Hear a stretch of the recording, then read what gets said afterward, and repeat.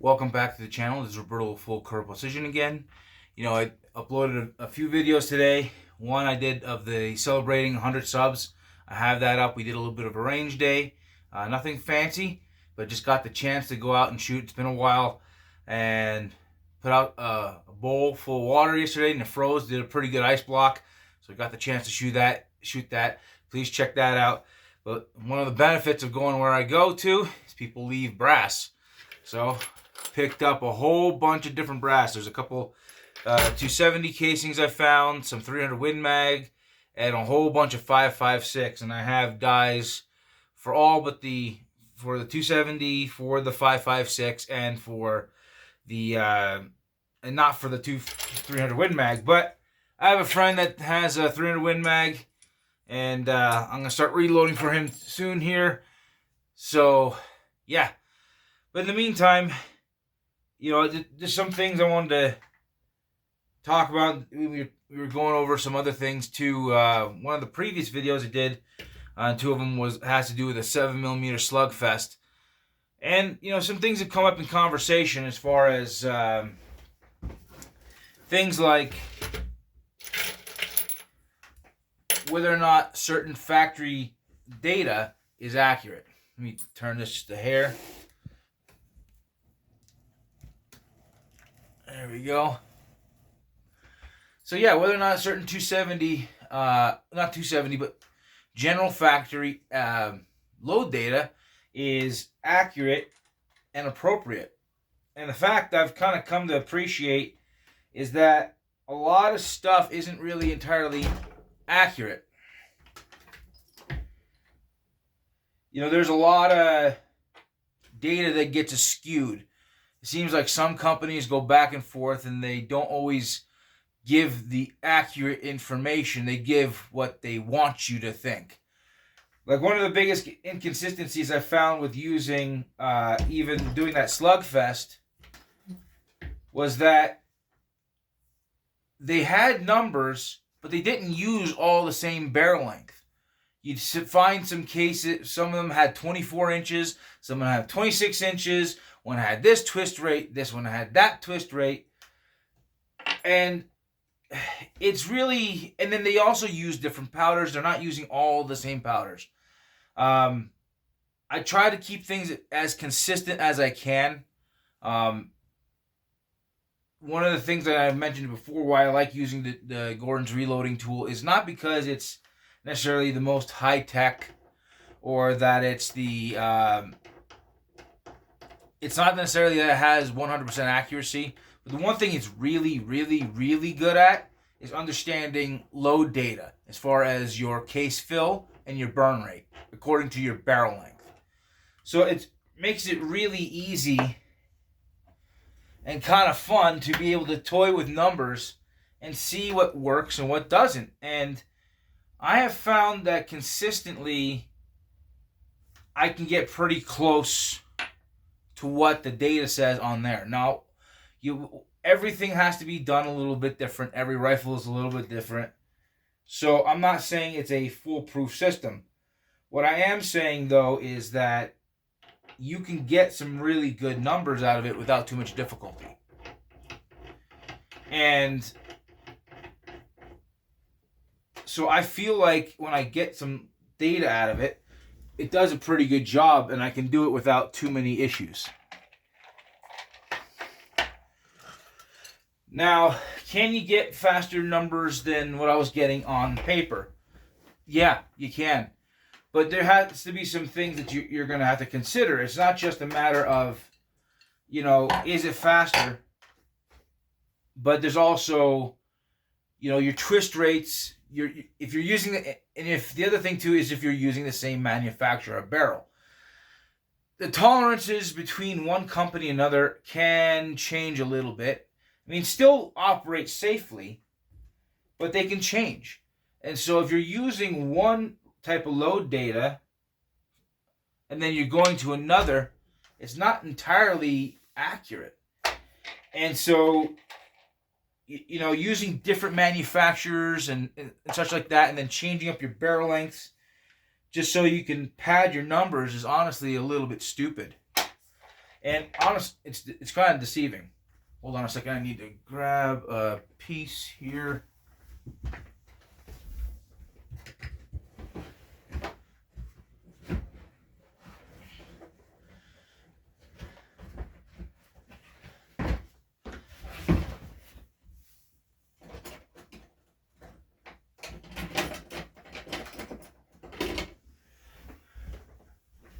All right. Sorry, I had to grab a piece from my 223. Put that in there. But yeah, what I'm talking about has to do predominantly with this mentality of padding numbers just to make what you're doing seem better, even though it's not. There's no reason to do that, and it's frankly quite annoying. You know, there's such, you know, what people are looking for in life is some honesty in what you're doing, what you're producing. And that kind of bleeds over into what I'm doing here. I'm not saying I'm perfect, and I'm not saying I'm going to have, you know, perfection down, not by any stretch of the imagination. What I am going to do is do the best with what I have available to me. And part of that best that I have available to me is to be able to provide numbers that are accurate. So using a reliable source. Like I've been saving up for a new chronograph.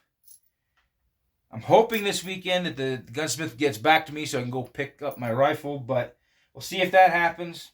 In the meantime, I focus on getting other things done. I don't get too caught up in this, that, and the third. But what I am looking to do... Come on. No. What you doing? Oh, it's no good.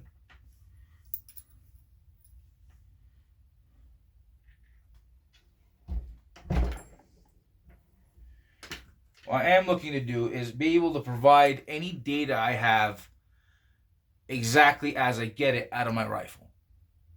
I'm not looking to pad numbers. I'm not looking to provide false hope, unrealistic expectations. I'm not looking to have it be this thing where I have to sucker people into buying it. I'm not looking to do any of that. Yeah, the product either speaks for itself or it doesn't. I don't believe in gimmicks. I believe in quality. You know, that's it. It's if the item doesn't provide as advertised, then I have failed, and I don't want to fail at this. I want to be successful. So I'm really looking to provide a good quality product that does its job as advertised, and that's important to me.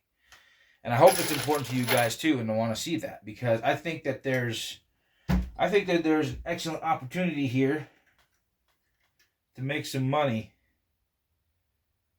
But at the same time, I'm not going to try to do it at dishonest gain. So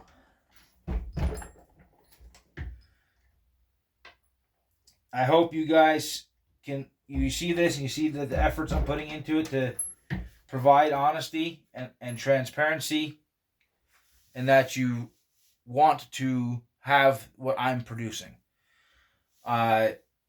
You know, one of the guys that I have had comment on my videos, he's from Tasmania, and they have sandbar deer, and he was telling me that legally the smallest caliber allowed on them is the 27 caliber, the 270, and because they are large and they get really tough, and so and by the sounds of it, they kind of act a lot like elk do, and so that tells me that if I'm going to be doing this, I need to have it produce really, really well in terms of velocities and energies. which is one of the goals when it comes to my bullet selection. Yeah, I'm going to be able to throw a lot of the common bullets that you throw out of the standard 270 Winchester, but I'm also looking to have it produce really well in terms of larger bullets. So your 160s, your 165s, your 170, your 175s. And there's a company that even makes a 180 grain bonded soft point. I believe the company is Lay. I'll have to Leigh. But by the sounds of it, it's similar to like, it's built similarly to like a Norma Oryx line. So just not designed for long range, just designed for good heavy duty construction, and does its job as advertised. That's what I'm looking to do. And here's the thing, we have these conversations and people are like, well, I shot a cow elk, and they get 500, 600, it's not uncommon for a good cow elk to be 500, 600 pounds. But the thing is, a bull, when he's in rut, is a totally different beast. And, it's not uncommon for them to get 800, 900 pounds. And sometimes even bigger. If you're on a prime area where they have a lot of feed, they've had a chance to get old, and they got good genetics, there's some guys that have reported shooting Rocky Mountain elk over 1,000 pounds. That's a big animal. And I don't care where you live, that's a massive animal. And so if you're going to go after them with a 27 caliber, you need to have something that does its job. And I'm not going to feel comfortable handing something off to somebody and go, yeah, you can shoot whatever you want. No, I want it to actually be a viable cartridge. That said, have people had to shoot them more than once with even something like a 300 Win Mag? Yeah. It's not too uncommon. They are very, very tough animals. So, but part of that is going to be understanding your game, understanding your distances, not taking stupid shots. I can't build something with the concept of everybody out there being the most responsible. Because the fact is, people are going to get that bull fever or buck fever in their brain. And I may not never get another shot at something. So they take a dumb shot and end up wounding the animal. And then, it makes us all look stupid. And so to the guys who watch this and they're like, yeah, but I can do that with a 26 or a 24. Yeah, you can. But the thing is, I'm going to tell you right now, I kind of feel along the lines of what was said about the minimum caliber requirement over in Tasmania. I kind of have to agree. Not because you particularly aren't a good shot with what you have, but the smaller your cartridge and the smaller your cartridge and the smaller your bullet, the less room for error you got. You have to make that bullet do its job better. And the fact is, most people aren't skilled enough at taking those shots. And I'm including myself in that statement. I'm not saying I can't place a shot. I can place my shots pretty well. But that said, it doesn't mean that I should rely solely on shot placement as my end-all be-all situation. Oh, I'm a good enough shot, I can use anything. Yeah, but do you really want to be using... And I don't say this in the terms of disrespect. I say this in terms of more like just factual. Do you want to be using a marginal cartridge? And when I say marginal cartridge, it's not because they're not good. But the thing is, why is it the goal? Why is the goal to use the absolute minimum possible to achieve the most? Don't you think the animal's life is so valuable to the point that you don't want to make it suffer? Isn't that part of practical? Isn't that part of, consideration for what you're hunting? I think it's a sign of disrespect. Frankly, hold on. I think it's frankly a sign of disrespect to just be taking shots with something too light.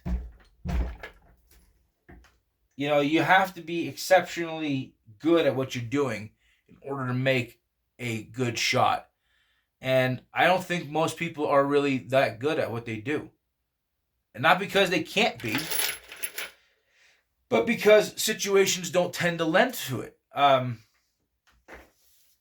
You know, when was the last time you were hunting out in the field and you had ideal shooting conditions in terms of flat terrain, wide open visibility? It was, you know, perfect light outside where you can see everything going on.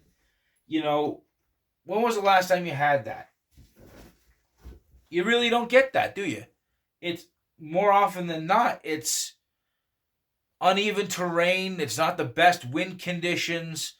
You have, you know, late low light situations. You know, most of your shooting conditions are rarely ever ideal. And so if you're going to be taking those shots, you kind of need to be factoring what you're going to be in when you go to do that. And I don't think it's necessarily responsible to be using something that bucks easy in the wind. And so it's like, you can use the saying, oh, well, you just a higher BC bullet. It takes more than that, though. Because part of a high BC bullet has to be good velocity. So that's why, personally, I would rather have like a 24-inch barrel than a 20-inch barrel. Because you have to have the accompanying velocity to make that BC do its job. And then the other aspect to it is you need to have a rifle that doesn't move easy when you breathe. Ultralight rifles, as nice as they are to pack, when you're kind of winded from hiking in the mountains that are around here or anywhere, the last thing you want to be doing is using an ultralight rifle. It is harder to settle them than it is to settle a slightly heavier rifle, because it takes more energy to move something, right? So if you have something that weighs 5 pounds, it takes less energy to move that than it does to move something that weighs 10 pounds. So the same thing when you're breathing. When you're settling your rifle, and if your rifle is a little bit more, weighs a little bit more, it's easier to stay settled when you go to shoot, not only in your recoil, but your overall movement. Now, am I saying that you should take that into consideration or run the total opposite with it and, you know, take a bench rest rifle, like something that weighs like 25 pounds out in the field? No, I'm not saying that. If you want to do it, go for it. I think it'd be kind of fun to get to one spot position and try to pick something off, but I'm saying consider the balance.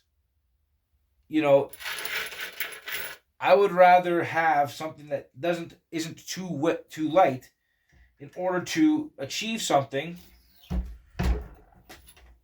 you know, at a better rate. So for my rifle setup, I have a steel barrel. It is a medium profile. No, it's not the lightest weight rifle out there. It's also not the heaviest. But it does the job for what I needed to do. I'm able to carry it easily. I'm sure my build's probably is going to end up weighing even more than this one because I went with a bull barrel. Not like a full true bull, like just off a medium profile into the bull area. But I also had it with a whole bunch of fluting. So I'm trying to be conscious of the weight, but this is more of a proof of concept right now that I'm more worried about than I am about whether or not it has the ideal pack mountain rifle. I will get to that point where it will be taken into consideration, but for the time being, it's not. I'm more concerned about the accuracy and the functionality of the cartridge and the rifle than I am about anything else. Let me run that back.